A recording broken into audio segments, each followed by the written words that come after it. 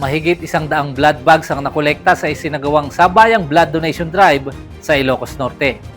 Nakiisa rito ang mga kasundaluhan at laangkawal bilang bahagi ng 10th blood donation activity sa lalawigan. Narito ang ulat ni Joseph Monterde.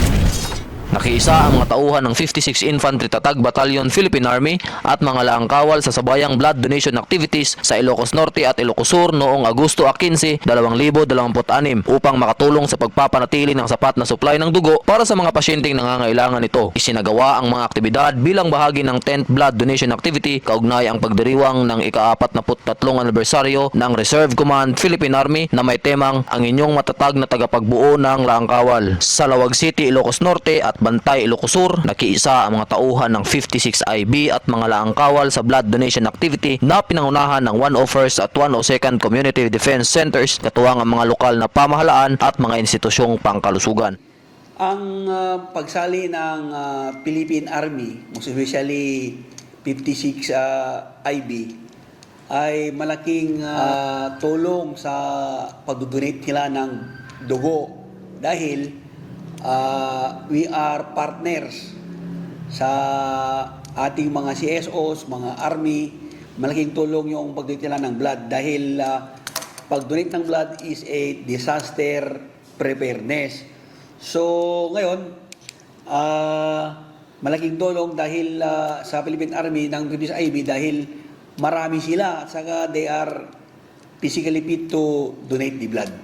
Samantala, nagbahagi rin ang isa pang grupo ng mga tauhan ng 56 IB sa bloodletting activity na pinangunahan ng Office of the Presidential Assistance for Northern Luzon o OPANL at League of Disaster Risk Reduction and Management Officers of Ilocos Norte, tuwang ang Philippine Red Cross Ilocos Norte sa ilalim ng temang Give Blood, Save Lives. Sa blood donation na ginanap natin, tayo ay nakalikom ng 342 blood bags or blood units.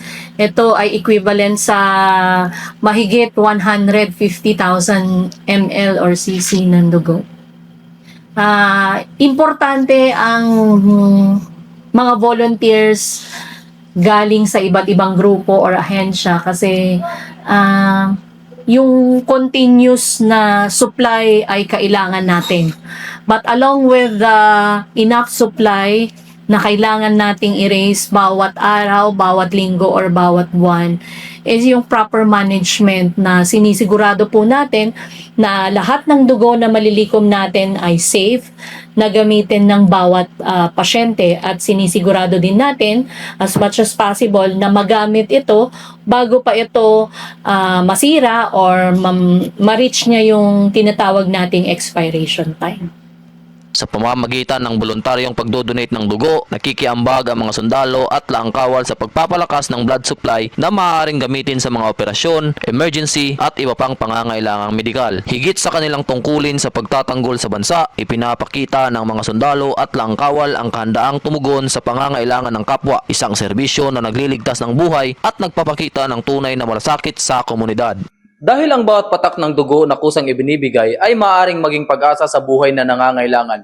Mula dito sa Ilocos, ako si Joseph Monterde, ang inyong pamilyang kaugnay para sa matatag na hukbong katihan ng Pilipinas.